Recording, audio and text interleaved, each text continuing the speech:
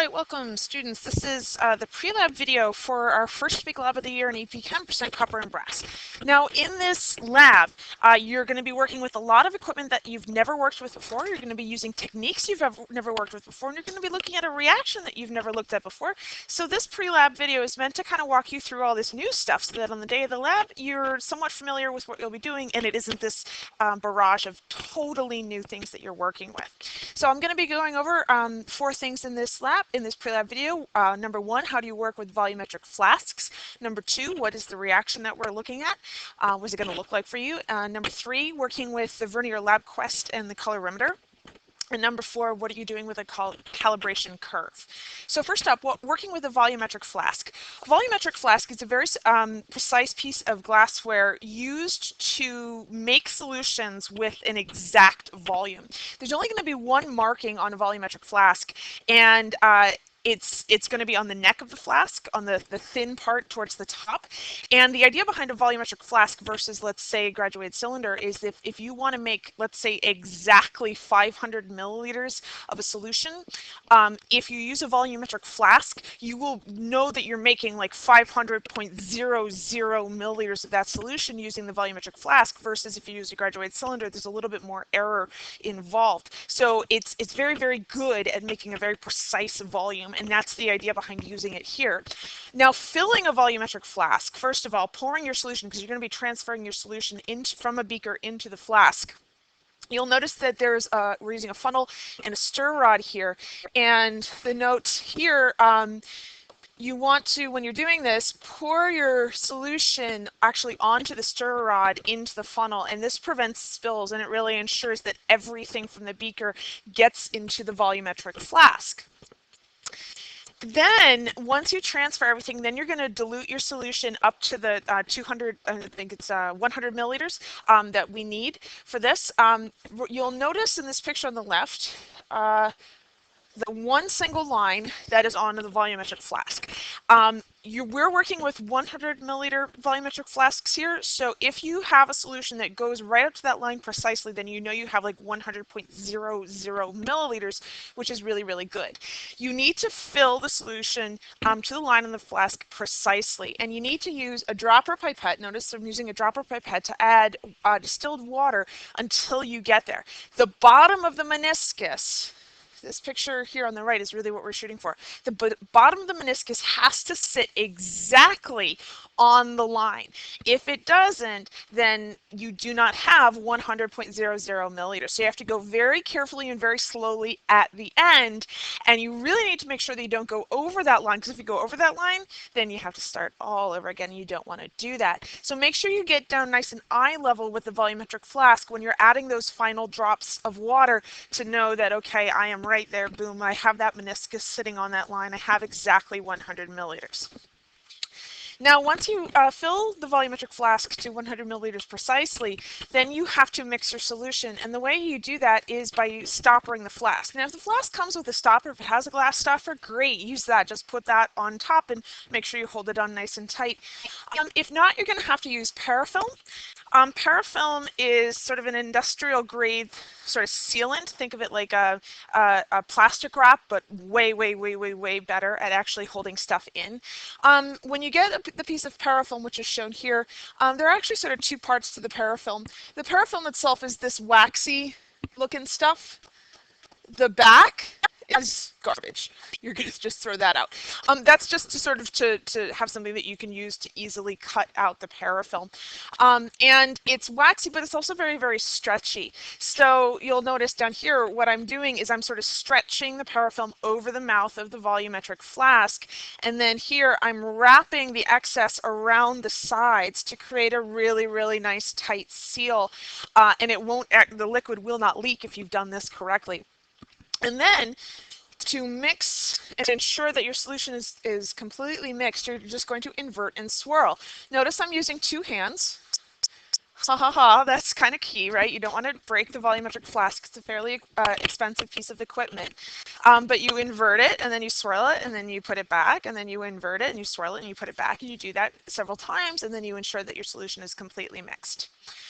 The brass acid reaction that you're doing today for this lab has to be done in a fume hood because there are some fairly noxious fumes, right? You can sort of see here that coming out of this. So you can't do this at your lab bench. It has to be done in the fume hood in the lab. And you are not going to be touching the 15.6 molar nitric acid. Only I am going to be doing that because I want to ensure that you don't get hurt and you don't get burned. So you're going to come bring your sample to the fume hood. You're going to ask me politely to put the acid in.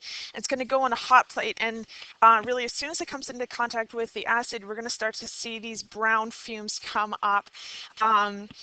And make sure this is entirely in the fume hood. Then once it's done, then we have, you're going to add some distilled water. And it's gonna, once the fumes have stopped coming up, it's gonna turn this sort of classic copper blue color. But be sure to rinse the back of the watch glass, right? Your watch glass that's on the top here. You want to make sure that when you add the distilled water, you're also rinsing the bit of the back of that watch glass into the flask, because that's going to be your solution too. So that's what it's going to look like. That's what you can expect from the day of the lab and actually doing the reaction with the brass and the nitric acid. Next up, working with the colorimeter. So a colorimeter is something that allows us to measure absorbance, which is how we're going to be looking at amount of copper. So the equipment that you need is all shown in this picture. This right here is your colorimeter. That's what's actually measuring the absorbance. This, though, is what will allow us to read the colorimeter. So this is the LabQuest. And then we have cuvettes, cuvette lids. You're going to need a dropper pipette, and you're going to need a lint-free lab wipe. So first up, how is everything connected? Because we have these couple different pieces of equipment. The colorimeter connects the LabQuest directly through these channels that you'll see on the side of the LabQuest. The colorimeter has a wire, and you simply need to hook that wire into one of the channels. You want to use channel 1, just typically, unless there's a problem with that. But make sure we have a power button on the LabQuest. Make sure it's turned on, right? You want to make sure your LabQuest is actually turned on. The colorimeter, when it's turned on, it will automatically connect, and you'll see the LabQuest sort of automatically pick up that it's measuring absorbance in this case. So it will just automatically start reading absorbance even if you don't have anything in there. That's totally, totally normal. These arrow buttons that are on the colorimeter, these change the wavelength.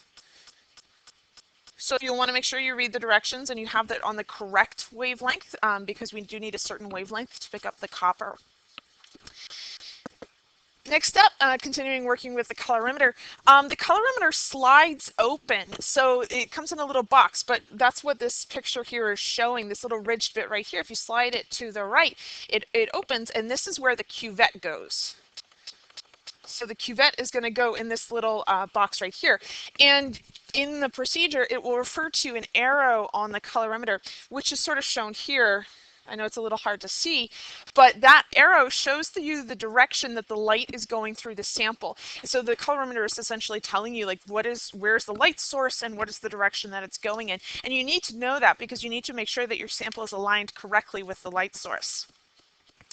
A couple things about properly handling a cuvette. There are two sides to two different types of sides for the cuvette. There's always going to be a smooth side and a ridged side. You never handle your cuvette by the smooth side. You never do that. You always handle your cuvette by the ridged sides. So 2 of the 4 sides have ridges, 2 of the 4 sides are smooth. You are always going to pick up your cuvette by the ridged sides, and you'll notice the top of the ridged sides. You're not going to sort of pick it up in the middle. The reason is that the light source is actually going to be shooting through the smooth side. So we need to avoid fingerprints on the smooth sides because that will impact the absorbance and how the light is going through. Always make sure you cap your cuvette. This is just in case something spills and it doesn't get on the inside of the colorimeter, because that would be very bad. Loading your cuvette and collecting a reading with the colorimeter. So you put your cuvette in the sort of spot for the cuvette. You always, the smooth side has to face the arrow. because the arrow again is showing you the direction of that the light is coming through. So the smooth side is facing the light. That's the side that you need to avoid having any fingerprints on. Those are the sides that you're going to wipe off with the lint-free lab wipes.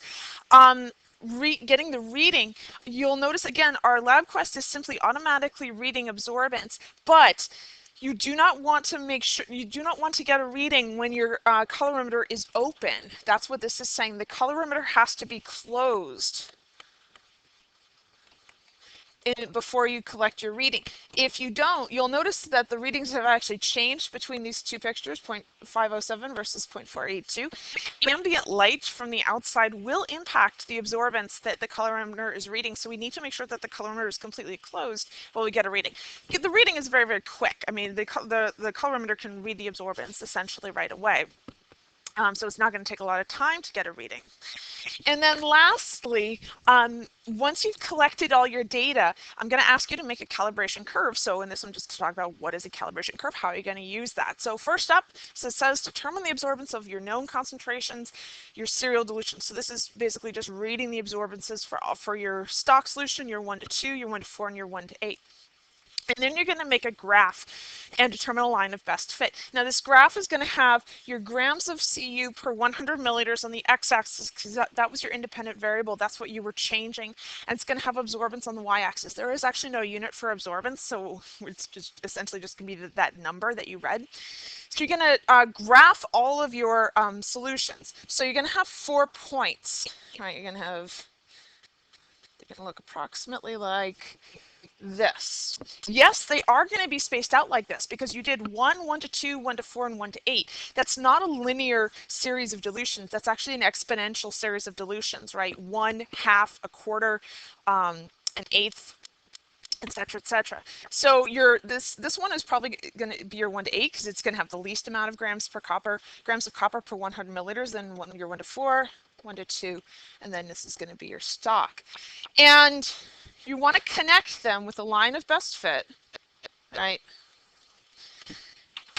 Adding in a trend line.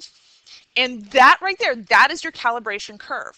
What that's telling you is that now it's going to allow you to interpolate additional data from the curve from other sources. So we're basically at this point. Once you've made this curve from your serial dilutions, you will then take your absorbance of your unknown, so your brass sample, and let's say, I don't know, that value right there, that was the absorbance of your brass.